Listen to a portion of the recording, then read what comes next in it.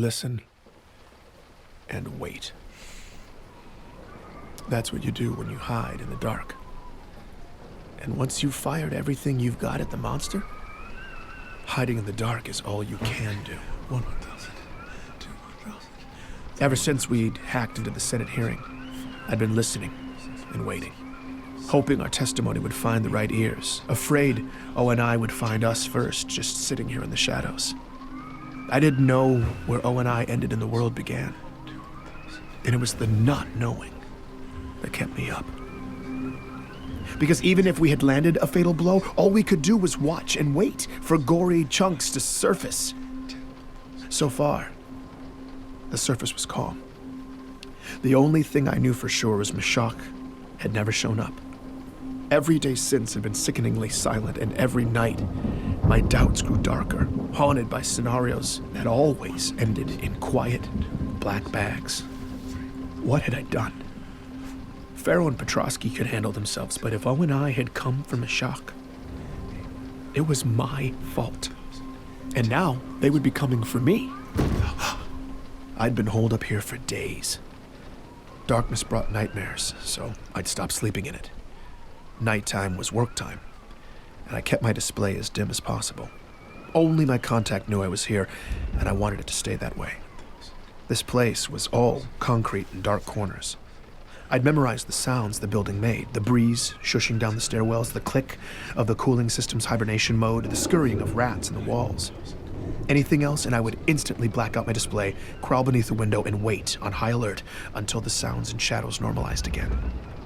Then, I'd count to 100 and crawl back.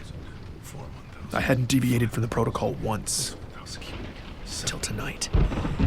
With the storm pounding on the roof, screaming through the high vents, I was effectively deaf. Anyone could have snuck up on me. All of the concrete was echoing, and all those dark corners seemed to be coming alive, coming down the hall, and I tried to remind myself, if anyone came, they'd hit the tripwire. I'd have 5 seconds to hide. But every bump was a footstep. Every howl was a voice, and everything in me told me someone was inside the building. I wasn't going to wait for the tripwire. I slid over to the loose panel on the floor. Beneath it, there was a narrow space. I squeezed into the gap and closed myself in. No matter how hard it stormed, and no matter who came for me, no one would find me here. Waiting in the dark. That was the hard part. But spending the night under the floor was the best sleep I'd gotten in weeks. I'm Benjamin Giroux, and this is Hunt the Truth.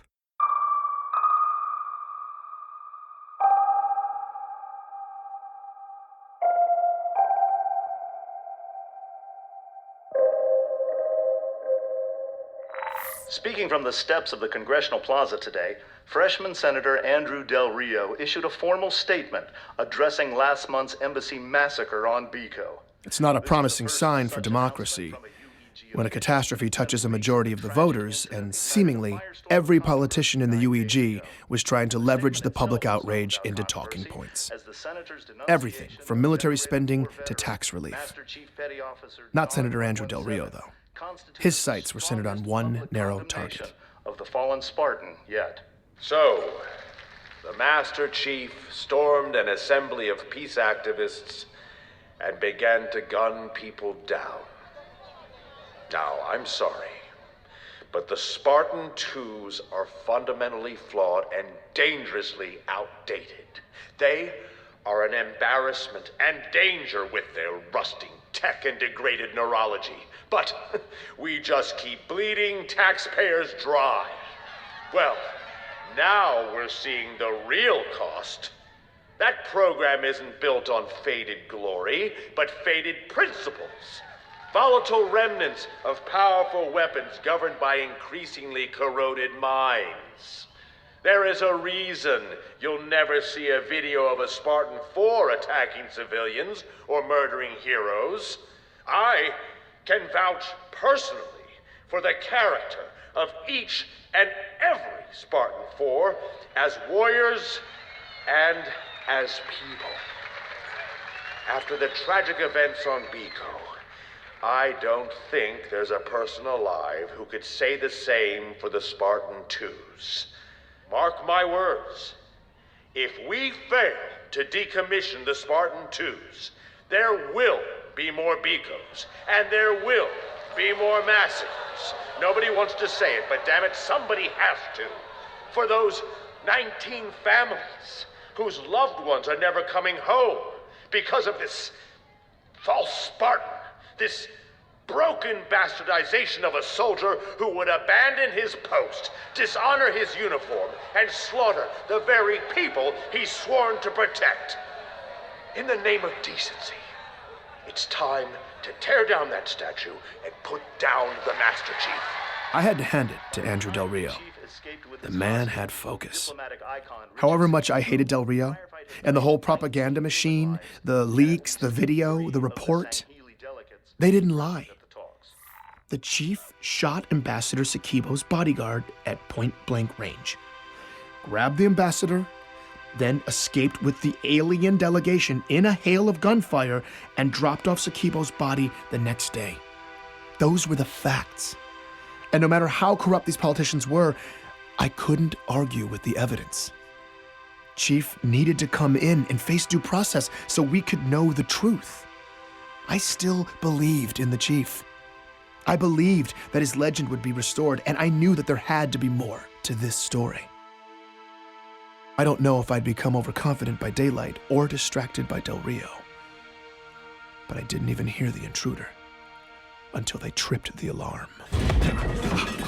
Oh, God. Crap. What? Ray? Is that you? Yeah. I'm caught in your booby trap. What are you doing here? You weren't supposed to come until tomorrow. You scared the hell out of me, man. Okay, can we hold that thought? I'm all wrapped up in, like, dental floss and camping gear, and this looks like something my daughter would make. Well, tripwire wasn't dental floss. It was fishing line tied to my mess kit balanced on a ledge. Here, just Very effective, actually. pick your foot up. You look terrible. Oh, thanks, Ray. My life in exile wasn't glamorous.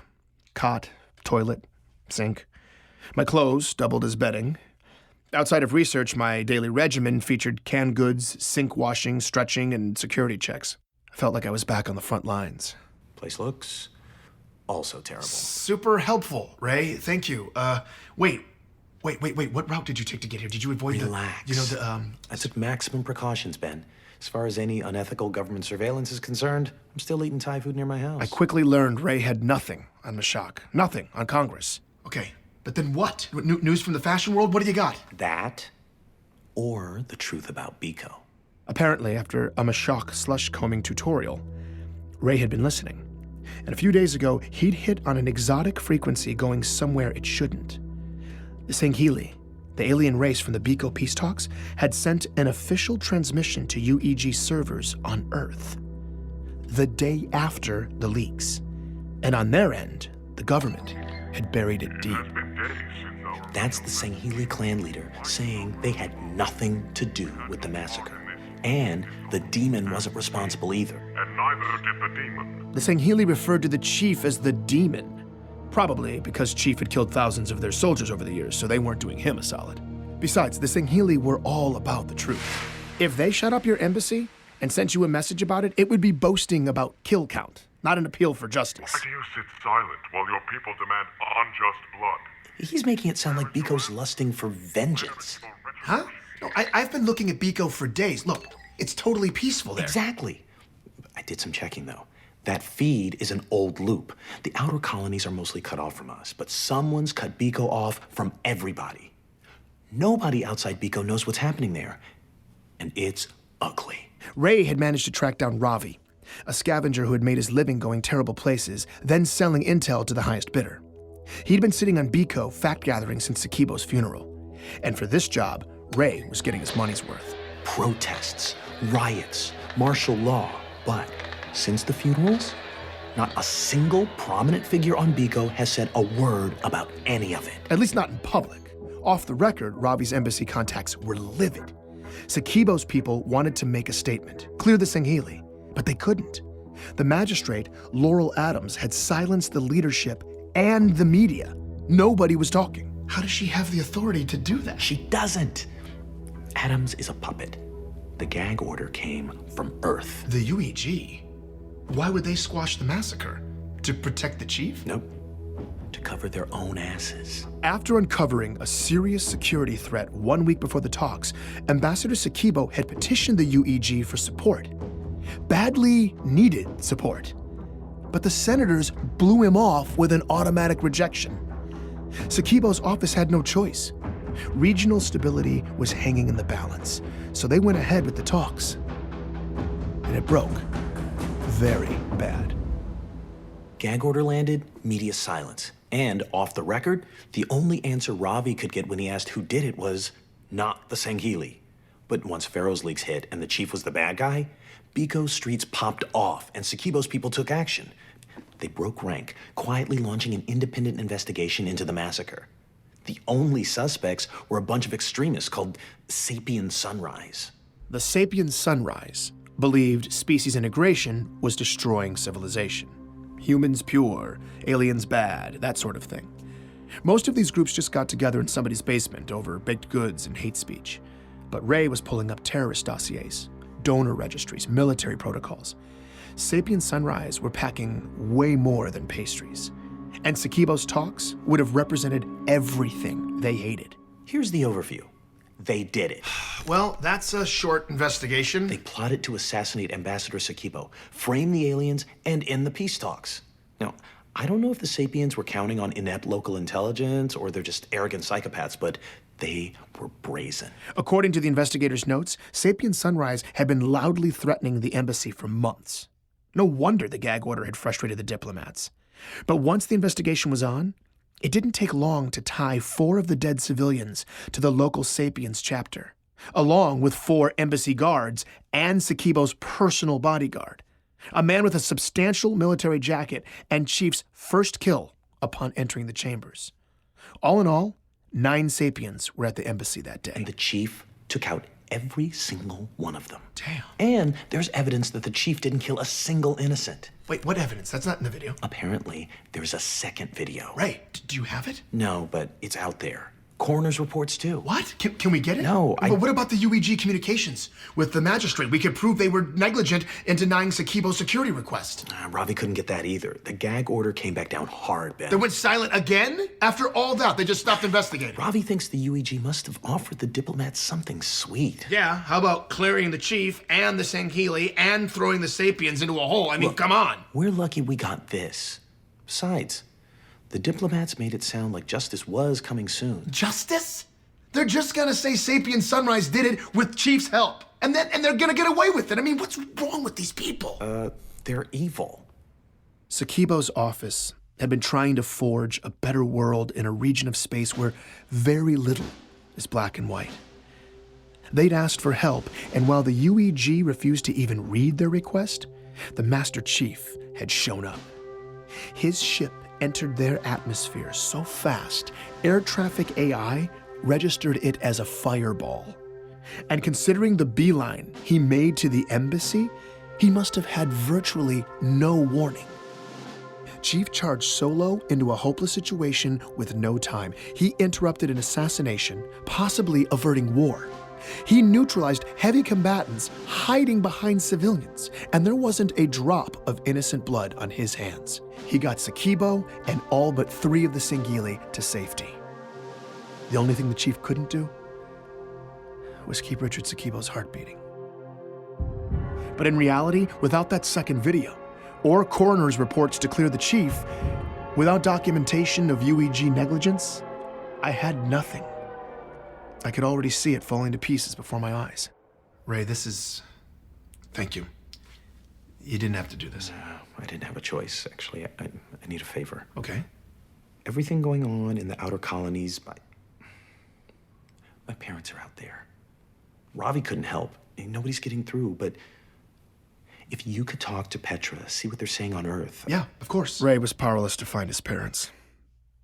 I'd been powerless to save Meshach, to help Katrina, to find Ellie. I didn't know what I could do for anyone. But I called Petra anyway.